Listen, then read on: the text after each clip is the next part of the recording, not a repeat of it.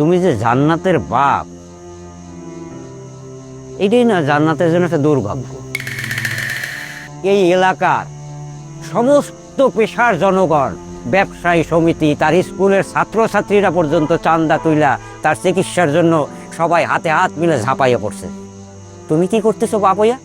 সেই টাকাগুলো নিয়া কি করতেছো? একদম একদম কথাবার্তা হুশ করে করতে। তেল ছাড়া পরোটা, তেল ছাড়া পরোটা। একটু একটু মাথাটা সরাও না ভাই।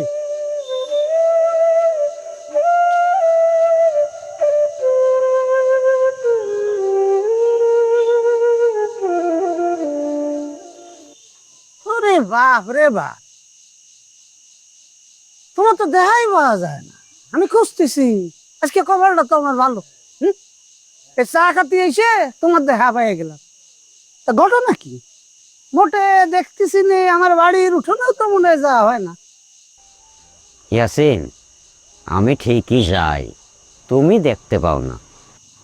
সে কি, তুমি যাও আমি দেখিনি? সেটা কিরম করি? হ্যাঁ, কখন যাও? শোনো, তোমার মেয়ে জান্নাত, সে হচ্ছে 5 গ্রামের মধ্যে সবচেয়ে একটা লক্ষ্মী মেয়ে। আমি যাই শুধুমাত্র ওর কাছে, ওরে দেখতে যাই। তুমি দেখবা কোথা থেকে। ওরে বাবা, মার কাছে মামা বাড়ির গরম। হ্যাঁ, আমার মেয়ে সম্পর্কে তুমি আমারে জ্ঞান দিচ্ছ? বারে বারে বা। আর তোমরা তোমরা নিজের দিকে তাকাও।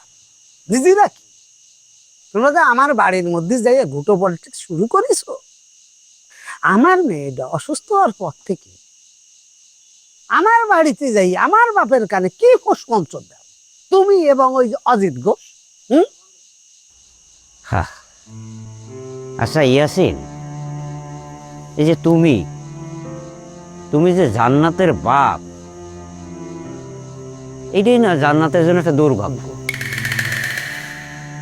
তোমার মেয়ে জান্নাত অসুস্থ হওয়ায় এই এলাকার সমস্ত পেশার জনগণ, ব্যবসায়ী সমিতি, তার স্কুলের ছাত্রছাত্রীরা পর্যন্ত চান্দা তুইলা তার চিকিৎসার জন্য সবাই হাতে হাত মিলে ঝাঁপাইয়া পড়ছে।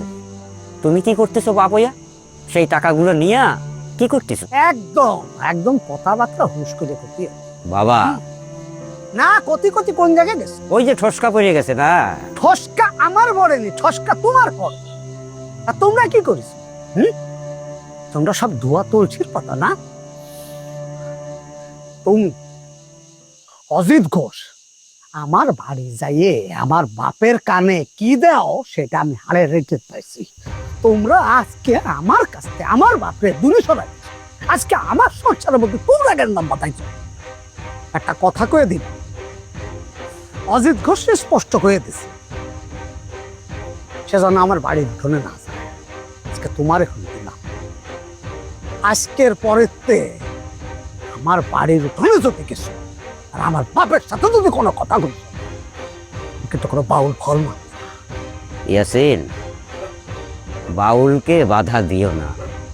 বাউল কোনো বাধা মানে না, কোনো বাধা তাকে মানানো যায় না। হ্যাঁ, আর যেখানে কষ্ট, যেখানে যন্ত্রণা, বাউল তো সেখানে যাবি। বাউল তো মুক্তির গান গায়, সে তো বাঁধ ভাঙা নদীর মতো। কেন তাকে বাধা দিচ্ছ ইয়াসিন? আমি যেটা কইছি বিশেষ, এটা যদি উল্টো পাল্টা হয় এসব কোনো গান আমি শুনবো না।